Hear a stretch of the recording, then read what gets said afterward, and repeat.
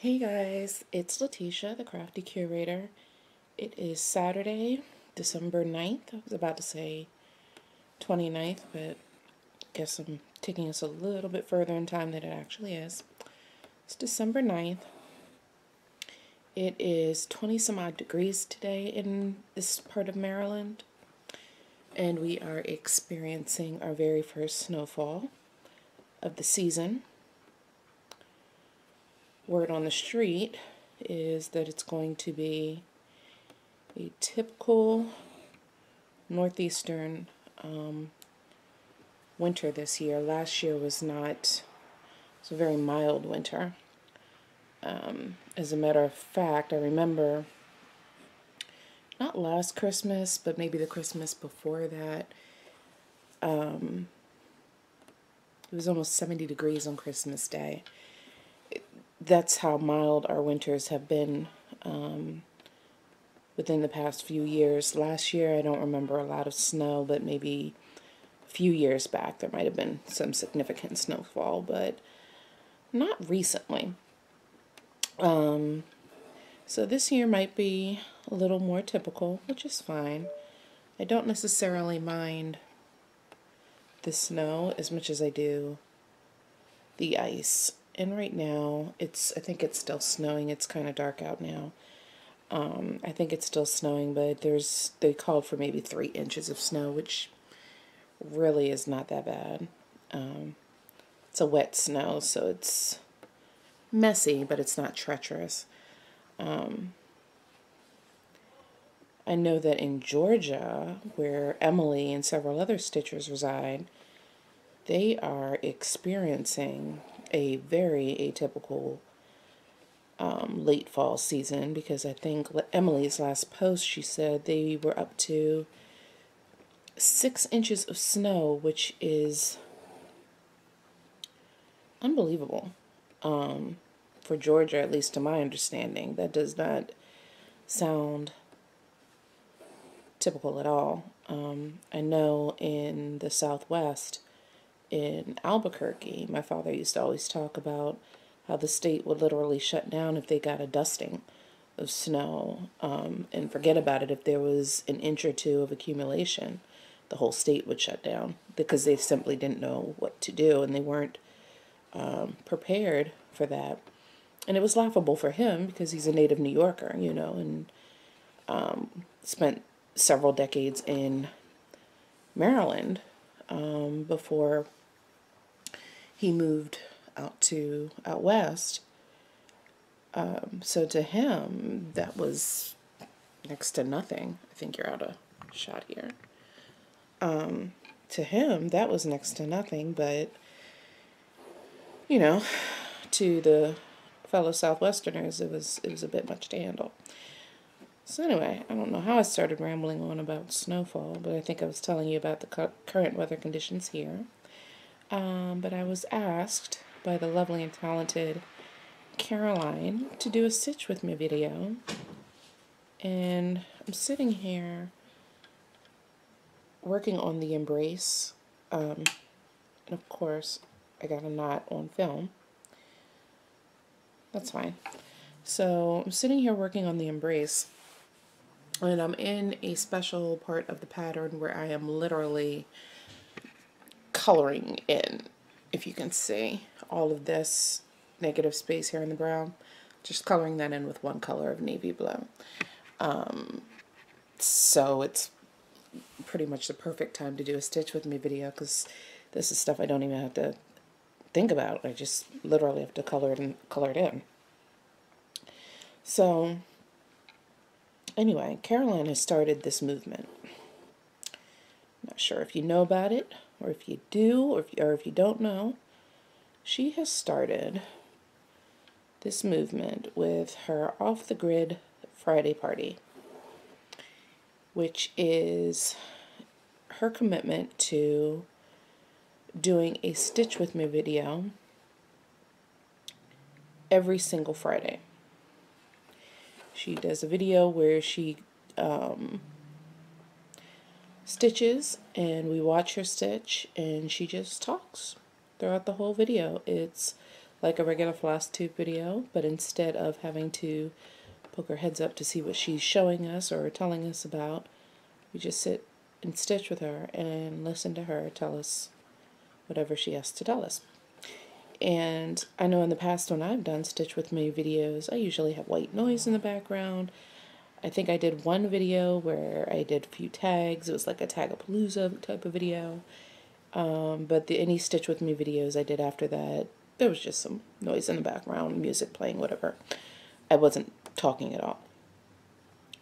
But what I found very enjoyable about the videos that she's been doing, and I know Stitcherista and Ginger Gerald Stitcher have also started to make some of those. I think Michelle Bendy Stitchy posted one recently as well. She either posted it or she talked about posting it. I have to check. But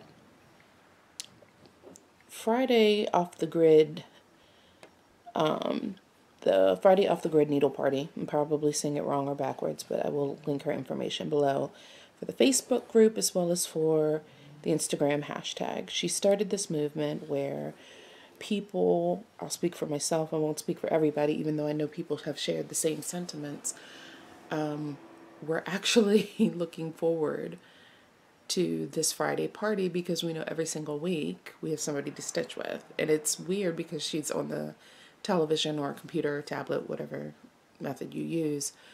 But I personally have really started to look forward to, these videos. And all she's doing is stitching. That's it.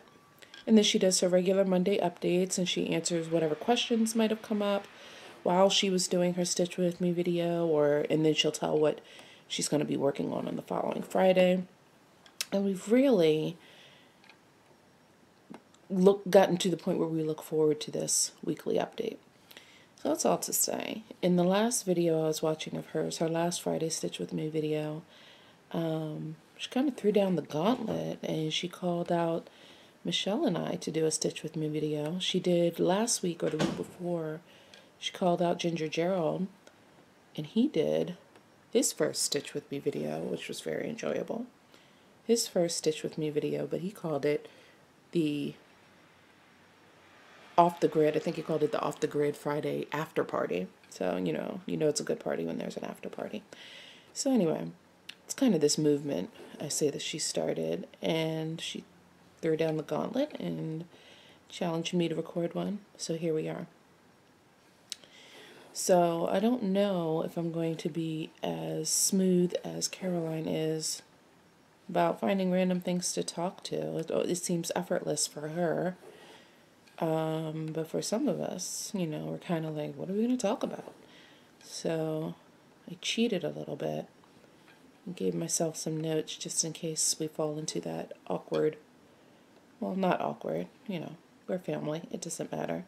You're probably just doing your stitching anyway.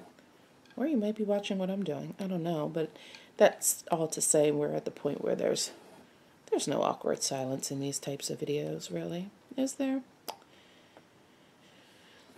So I took a few notes, but one thing I didn't have to take notes on because I literally just found out. I was watching Ingeborg, A Stitch Too Far on Flosstube. I'm not sure if she heard me squeal all the way in the Netherlands, but she just made the announcement, the big announcement, that Ingeborg is going to be joining us at the New Jersey Flosstube retreat.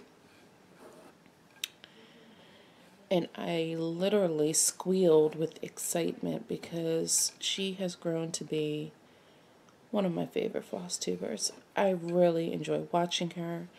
I love watching her videos and her projects that she's working on. She's one of those people that kind of slipped past me because when I found her on Flosstube, I literally binge watched. I don't know, I think she had 30 some odd videos up at that point. And I binge watched it like she was on Netflix, like it was Breaking Bad or something. I couldn't stop watching her. And I mean, I would come home from work and settle down and all that good stuff. And when it came time to stitch, I didn't watch television. I just watched her. And I just kept asking myself, how did I miss this person? Because her videos were so enjoyable to me. But anyway, that's all to say. I just found out from watching her latest video that she's going to be coming to the Flosstube retreat in New Jersey, and I'm a little bit beside myself. So that's the breaking news for today.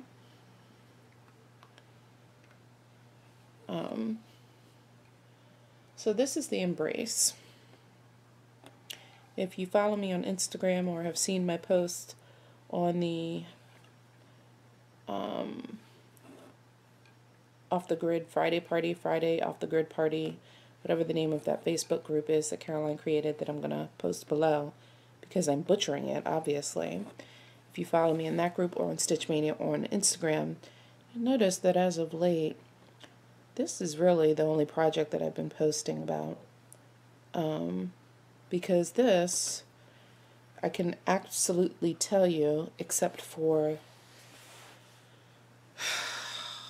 full coverage on the 4th or the 5th of November, whatever date that sale was, I worked on my Funky Fish Carnival for that day, and that day only. So there, you absolutely cannot tell that I've made any progress, because it's a Haid, you know. Just did a few sprinkles of stitches, but not enough to really make an overwhelming impact. But it was either on the 4th or the 5th of November. I worked on my Funky Fish Carnival. And then on Thanksgiving Day, I decided, well, it's Thanksgiving. One of the things that I'm thankful for is this hobby and this community that we have all grown to know and love and be an active part of. These are some of the things I'm thankful for, so why not start a new start on Thanksgiving Day? Is that a thing? And if it wasn't, I was going to make it one. So I started Plum Pudding by Glendon Place. And I think I stitched on that the entire holiday weekend. So starting on Thanksgiving Day, because I had prepared everything for our dinner the day before on Wednesday, or the majority of it at least, I started that on Thanksgiving Day, and it was a 4-day weekend for me. So for that weekend, that long weekend, that's mainly what I worked on when I was stitching. And after that, I went right back to the embrace.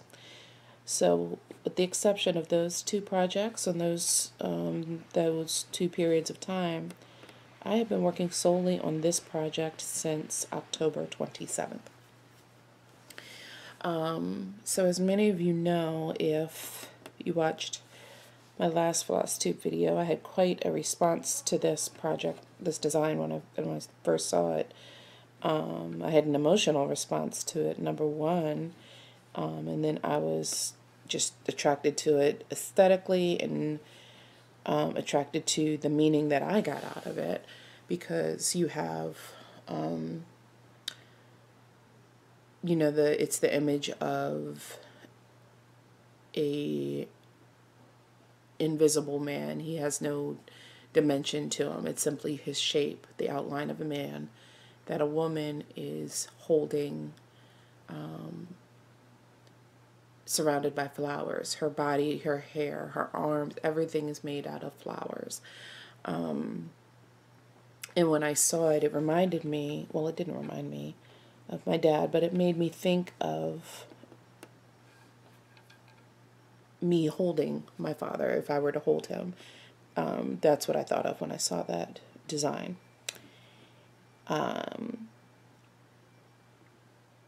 And it was, I just was stunned by it when I realized, you know, what I was looking at, and when that came to mind. And I immediately ordered it. It's a Design Works kit. I immediately ordered it from 123 Stitch, and I believe it's available on Amazon as well. And as soon as I received it, I think that very day, I started it. And except for those projects that I just mentioned, I have not put it down. I don't want to put it down, and I'm not sure I can put it down. There is a slight addiction to this project. It's very enjoyable. And there have been times, I think Pemberley asked me once if I find, that I have, if I found that I'm emotional, that I'm emotionally tied to this project. And the short answer is yes, I am. There have been times, well, that's a close-up shot, isn't it? Tucking my thread back here. There have been times where I just kind of stop stitching and look at it and, get lost in thought a little bit. So it really is, it called to me, it spoke to me, and I'm definitely attached to this piece emotionally. So yeah, it's not like it's making me sad or anything. It's, I don't know how else to describe it. It's I feel connected with my dad when I'm stitching on it. That's the best way I can possibly say it. So I have been stitching on this nonstop, and I am enjoying every stitch, and it's coming along pretty well. But there are a few issues that I'm having. Not with the design, not with the project itself, but I'll talk about that. It's mainly with the fabric, but I'll talk about that with the fabric count. One thing I want to show you while I have the end of this floss in my hand. So I want to show you, this is how much, where am I? This is how much is left of my floss after I just took it off my needle.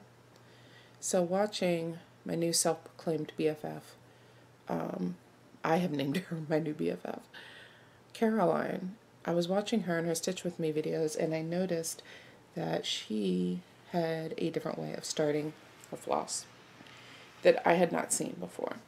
Normally, when I stitch with a double strand, I'm stitching 2/2 on this project. Normally, when I stitch with a double strand of floss, or a doubled strand of floss, I should say, because I'll take one full length like this, and I would typically do the loop start, where I would fold it in half, and I would thread these two open ends of floss in through the needle, and I would do the loop start with the looped end.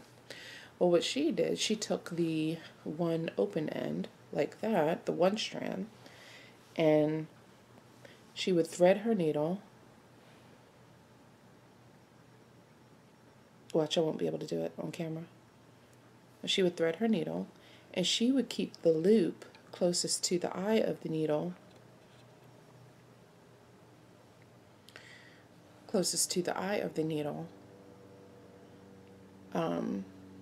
and keep the open ends closest to the fabric when she started. So she said that she is one that is very frugal with her floss, and she found that with this type of starting her floss this way, she found that it saves her a whole lot of floss when it comes to ending and starting. And it's true, because I just showed you what I end up with. I'm not sure that I've ever been able to save that to end with that little itty bitty bit of floss on the end of my needle. And this is what I discard, if you can see it. That is what I discard when I start it. So I'm saving so much floss starting and ending this way. She starts with the Bargello, am I saying that right, Caroline? Bargello tuck, I think it's called. And she got a lot of questions in regard to people not knowing what that type of tuck was, the Bargello tuck was. And apparently that is the technical term for tucking running your needle underneath a series of stitches, and then once you run it under the series of like maybe 4 or 5 stitches, however many you choose, you go back and tuck it under maybe the last 2 to secure it. And I never knew, I'll speak for myself, I never knew the formal name. So for me, that was learning something new. But that's all to say that starting the thread this way and ending it this way, I am saving so much floss that I typically was not able to salvage before. So I appreciate those tips. Now, what I was talking about with the difficulty that I've had with stitching this project. Typically, well, not typically, but I recently started to appreciate stitching on higher count fabrics, 36 count, 40 count. And right now, XJU Designs has a 46 count fabric on sale.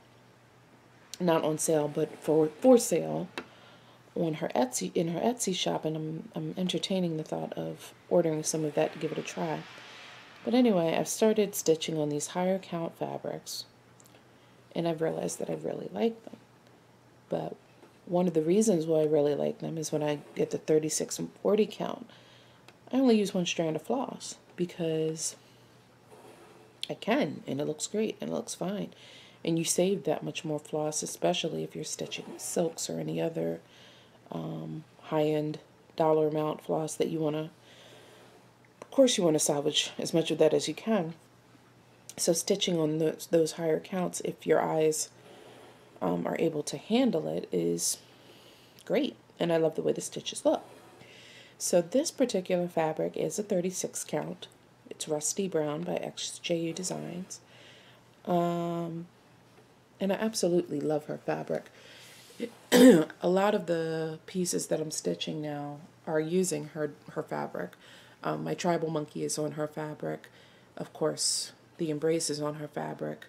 My peacocks and posies, and probably a couple more that I just can't think of right now. But I really love the way that she dyes her fabric. She has beautiful, rich colors, and I don't typically see the types of colors that she has with some of the other dyers. I'm sure they have those colors, but I just really love how her fabric comes out. I love the modeling. I love the feel of her fabric. I love her customer service, and she's so readily accessible in Stitch Mania and Instagram. She comments on my posts often, so I really enjoy giving her my business, and I enjoy the product that she delivers. So Gerald, if you're watching, I just want to say thank you for that, because you were actually the one that turned me on to her. So anyway, back to this fabric. So this is a 36 count fabric that typically I would stitch 1/1. Well, when I got this kit, the kit came with 14 count Aida, white Aida, and I knew I didn't want to stitch it on white Aida because I wanted to use a fabric that was maybe not exactly like my father's skin tone, but I knew I wanted it to be a shade of tan, beige, brown. I knew I wanted it to be a neutral color in the brown family, and somewhat neutral color in the brown family, so it would be slightly reminiscent or give a wink and a nod to his skin tone. Well, the pieces that I had that were a light tan, that were close to his skin tone, when I received the kit and I did the floss toss, didn't quite like how those colors looked on that fabric. It looked a little washed out. The colors didn't really pop. And I had this fabric on hand, and I loved how it looked. I just loved it. So this is how I got to choose the Rusty Brown. But I did not want to stitch it 1/1, because stitching 1/1 I thought was best when it came to sampler type patterns, or patterns that had a lot of negative space because the motifs were scattered around on the design. This is, for all intents and purposes, a full coverage piece. It's not full coverage because of the, if I can zoom out just a bit, it's typically, oh, I'm sorry, I'm wearing a baby blue onesie right now, baby blue footy pajamas with pink elephants on them. So if you see that, that's what's happening over here. This is how I get down when I stitch. This is how we party, footy pajamas. But if you can see right here, this is his head. Let me zoom back maybe just a little bit more. If you can see right here, this is his head. And all out here where the vines are coming out, that's all going to remain open. All that's going to be negative space. Where his arm is holding her, that's going to be negative space. but all of this is going to be full coverage stitching. So for that reason, I didn't necessarily want it to be 1/1. Wait a minute, I'm doing something here that doesn't quite look right. Yeah, got it in the wrong place. Wait a minute. So for that reason, I didn't want it to be 1/1, so I decided to do it 1/2 rather. I'm sorry. If I was saying 1/1, I meant 1/2 on 36 and 40 count. I don't stitch 1/1 on those. I stitch 1/2. And the coverage is fine if you're doing like a sampler or motif type pattern with a lot of different motifs and negative space. I apologize for that. But on this one, I wanted to stitch 2/2 because of that full cover, because of the full coverage aesthetic. I didn't want any fabric to be showing through. I wanted these stitches to be tightly woven, and I wanted it to be truly full coverage. And I didn't think that would be a big deal because technically this is equivalent to an 18 count on Ada, right? So an 18 count, you would easily stitch 2/2. Well, what I'm finding with the linen, and possibly with even weaves as well, the coverage, the stitches lay a little bit differently. There is definitely a difference stitching on 2/2 on 36 count versus stitching 2/2 on 18 count. There is a difference. The stitches to me seem smaller, they seem tighter. That's my personal opinion. It is the equivalent, you know, as far as stitch count goes. There's 18 counts per inch, or 18 stitches per inch, just like there's 36 holes per inch, or whatever the case may be. It's equivalent. But to me, the stitches look different because I am noticing that I have to pay a lot more attention to my stitches so they lay flat. If I rush through it, not purposefully, but if I rush, I notice that my stitches here, like if you really zoom in and look at some of these stitches, some of them look really wonky, and I fixed it where I could, but if you're looking at it from a distance, you would never see that. You would never see it, especially when I get the back stitching in. But if you're looking up close, you might see that. Now, one thing that I have noticed, especially putting this blue in when it truly becomes full coverage, like right here, the stitches kind of merge together. They don't quite look as wonky as they did when they were sitting on their own. But that's all to say that that's what I'm finding with stitching 2/2 on this fabric. So I remember watching Farm Girl's video, and she talked about 36 count fabric, and she said that she kind of was, you know, she had to always make that decision when stitching on 36 count. Do I do 1/2? Do I do 2/2?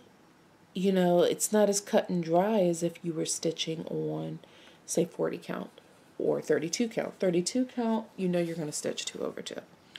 You can stitch 1/2, but I personally would stitch 2/2 on 32 count.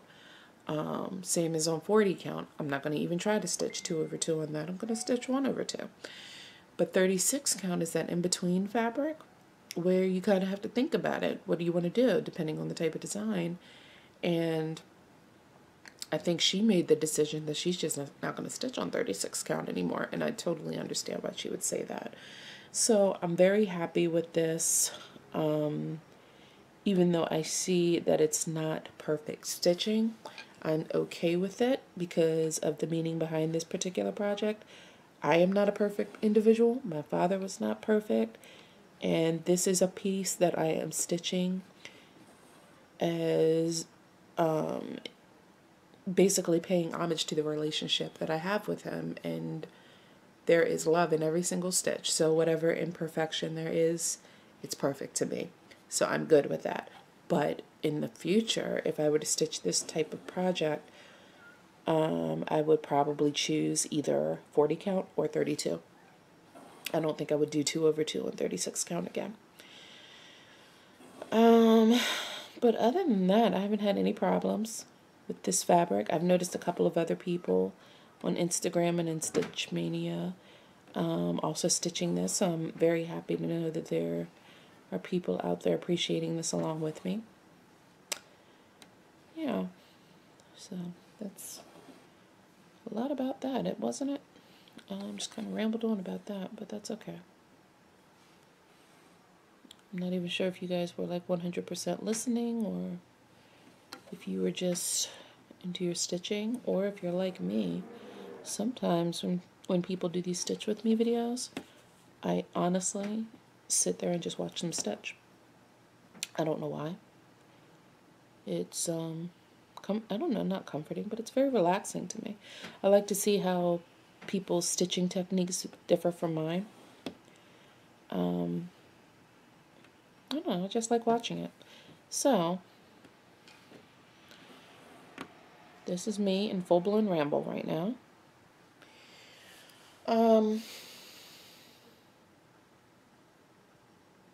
It's a little bit of a public service announcement. Lately, I don't know, it's like I keep mentioning Ginger, Gerald, Stitcher, and Caroline in this video. Lately, there has been a lot of talk in regard to the monetization of videos. And Ginger, Gerald, and Caroline, as of late, have been talking about the importance of why they do it and how the types of benefits that can come from that. I don't personally monetize my videos, but I may, but I don't. I'll be honest with you. Well, it's not a matter of being honest. You can see that as soon as you start my video, I don't have any ads in the beginning. But they do. And I know off the top of my head, Emily does as well. There's several people that do. But normally, and I know I'm not alone, when you start the video, as soon as that skip ad button comes on, boop, you skip the ad, right? Well, what they've been saying is that they get a small monetary fee based on the number of views, ad views, that they receive. So if you allow the video to play at length, the advertisement to pay at length, they benefit from that monetarily. So somebody posted, sorry, I'm stretching my leg out. Somebody posted that it was a small amount, maybe something equivalent to being able to get a piece of fabric, every month. It's a small amount that they get. But the fact of the matter is, if you allowed the ads to play out completely, it puts a little bit more money in their pocket. And I think Caroline said it best. What better way to say thank you to the people that take the time out of their lives to make these videos that we enjoy so much, and simply let the ad play. So I don't monetize, but I am asking each and every one of you that view my videos, if you're watching this video right now, when you see somebody whose videos, and it may not be a Flosstuber, it might be somebody else that you watch on YouTube regularly, let the ad play, because that truly is the least that we can do to say thank you for what they do, and providing us with these videos that we all love and appreciate so much. So don't skip the ads, people. Let the ad play. So that's my public service announcement. A lot of times we talk about, I know that sometimes it comes up in Stitch Mania, people will ask, what are you watching? What are you watching while you stitch? I'll be honest, I watch a lot of Flosstube, and I tend to binge watch shows. Tracy P had a live video today, and I watched it, and she called me out because a lot of times I'll be chatting with her and telling her about my binge watching episodes, where I will find a show that I've never watched before, and I just watch all the shows on Netflix or Hulu or whatever the case may be, and I just get caught up that way. Or it might be shows that you wouldn't normally binge watch. Like I like true crime shows. I binge watched Dateline a lot, and that specifically is what she called me out on, which is fine. It's okay. But I recently discovered another true crime show called Cold Justice. I didn't discover it at all. It was not my discovery, but I just found it on Netflix. And it still airs, so now I record it weekly so I can be all caught up. But it's about these two, it's a former prosecutor, and sorry, my windows are open and you probably hear the snow plows out there. Yeah, I keep my windows open even when it's 29 degrees because I tend to get hot very easily, and I don't function well when I'm hot. I don't sleep well when I'm hot. So, yeah, crack the windows. But anyway, so it's this television show with this former prosecutor and a CSI, both of them are women, who travel across the country and reopen cold cases. And a lot of times it's in a rural town where maybe they didn't have the resources that are available in the bigger cities. Maybe the cold case went cold at a time when DNA testing was not as technical as it is now. So they'll go back to revisit these cases that are anywhere from being 3 years cold, 2 or 3 years cold, to 40 years ago, 40-year-old cases, where a lot of the witnesses that they might want to talk to again, they might have passed away. It's been 40 years. But either way, they'll go back and they'll reopen these cases and they'll look at the evidence again. They'll recreate the crime scene, go back to the crime scene if they can. And in many of the cases that are shown, they actually close that case. And it's absolutely fascinating. Not all of them. Not all of them can be closed. Some of them, they make the determination that they got away with murder, and it will never be closed. There's also a spin-off, I think it was only one season, where it's called Cold Justice, Sex Crimes, where it wasn't focused on solely on murder, but on, victims that were sexually assaulted. And it'll go back and reopen that cold case to find out who assaulted, these people. I won't say women because it was, both men and women. So that may not be everybody's cup of tea, but that necessarily does not disturb me when I watch it. So it's made by Dick Wolf, who is the executive producer for Law and Order. So if you like Law and Order, you would most likely like that show, Law and Order or Law and Order SVU. You would most likely like that show, those two shows. So that's what I've been binge watching lately. And I thought I would just share that with you just in case somebody else would find that interesting, because I have really enjoyed stitching along to those shows in the background. So, yeah. So I'm hoping everybody had a wonderful Thanksgiving. I was watching Ginger Gerald's after party, and he was talking about how his mom makes the best stuffing in the world.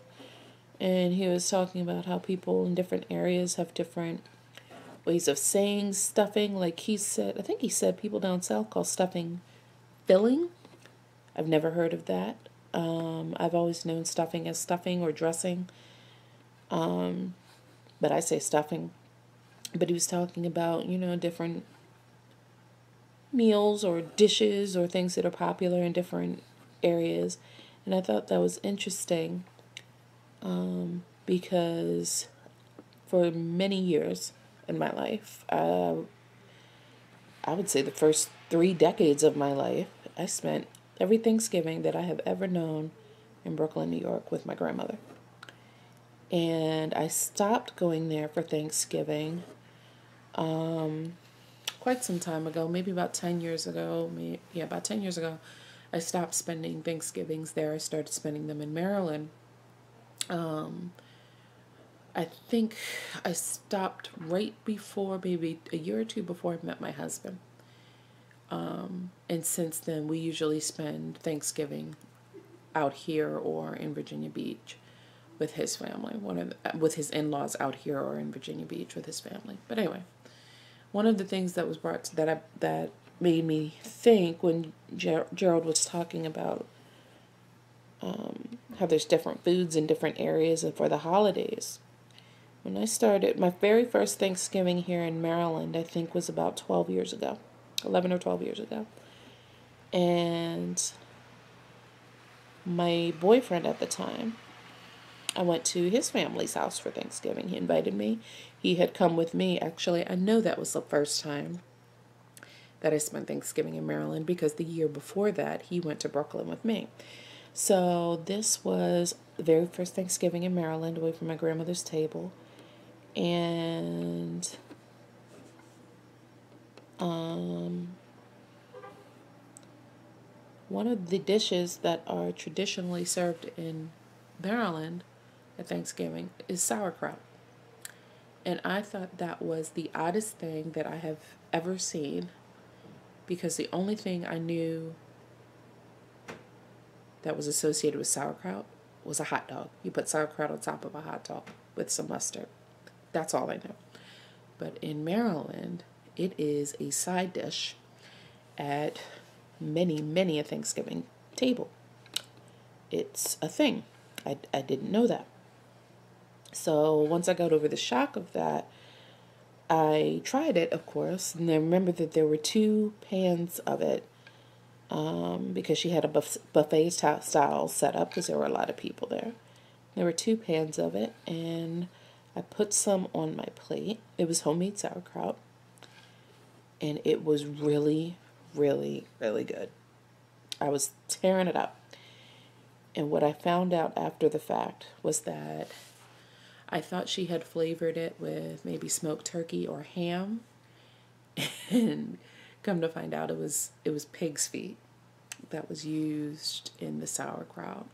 And I'm assuming that her or her family were from the South, where that's a thing.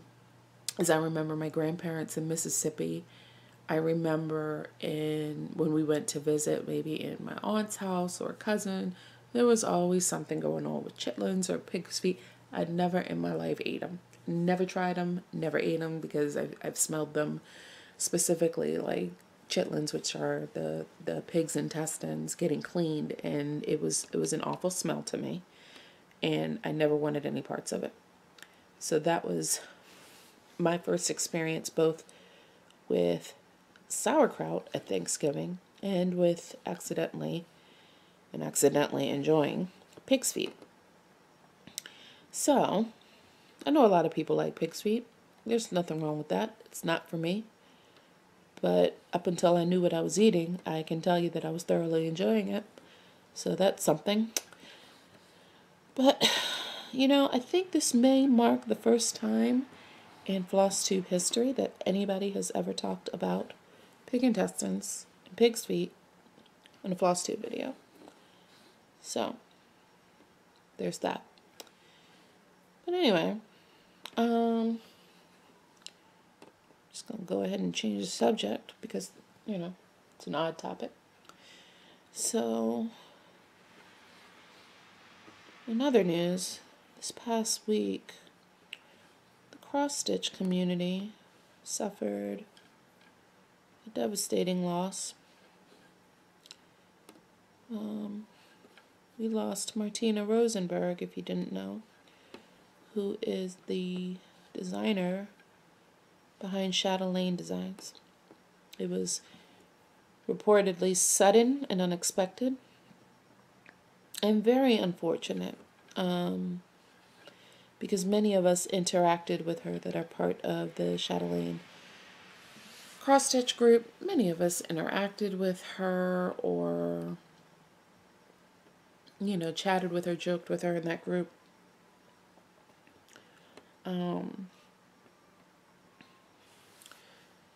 But aside from that, if you have any level of appreciation for the beauty of the Chatelaine designs, you can't even say it's a cross-stitch design because there are so many specialty stitches and intricate stitches that are involved. But if you have any appreciation for the beauty of the Chatelaine, then you know what type of contribution she made to this community. Speaking for myself, I'm like many people who, before cross stitch got introduced to social media, I stitched what was in Michael's, Joann's, if you take it back a few decades, Frank's, Nursery and Crafts, you know what I mean? That's all I knew that was available. And then I fell down the rabbit hole of the cross stitch community and a whole new world opened up. But I vividly remember the first time I saw chatelaine, and I was in awe of the beauty that could be created with a needle, thread, and some fabric. And it kind of elevated my understanding of cross stitch or needlework. It just took it to a whole new level because I had no idea something like that was something that was not only something that could be created, but something that was available for me to attempt to create. And I was so intimidated by these designs. I've told this story so many times, so I won't go into detail about it. But when I first got my very first chatelaine, I held onto the pattern for 2 years before I was able to kit it up, because I couldn't wrap my head around spending that type of money on a kit. But I knew I wanted to, and I just didn't know how I was going to approach it, if I was going to do it all at once or if I was going to get bits and pieces at a time. I honestly was just very excited to have the pattern in my possession and be in a position to be able to plan such a venture, because getting the pattern was, half the battle. So eventually, as the story goes, I got a nice bonus at work one year, and actually that bonus comes annually depending on the company's performance. But that was the first time I received that bonus, or I believe. And I remembered thinking that, told my husband, you get something, my daughter, you get something. What do you want? And we would all be able to splurge a little bit and then, just put away the rest or pay some bills or something. But I knew what I wanted. I wanted that chatelaine kit, and I ordered it. So I got the kit. I think there was a video of me going through the kit and showing it to you guys on Flosstube. I know there was. And I was just giggling the whole time. I was so excited. But then it was still another 9 months before I was able to put the first stitch in. And the first stitch in my very first chatelaine, I want to say was, it was January 1st of 2016. And I took my time with it. That was when I started doing my chatelaine experience videos, because I was so intimidated. I wanted, to put something out there for people to be able to refer to and watch along with me so they could see how I would overcome those challenges, because I'm not the only person out there that was intimidated by a chatelaine, let's be real.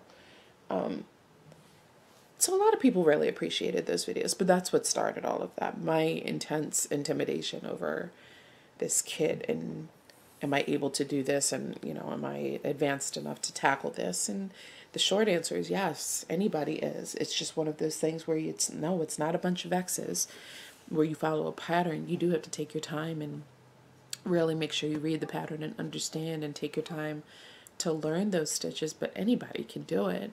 And that, I think, was a testament to the designer and how she wrote those patterns.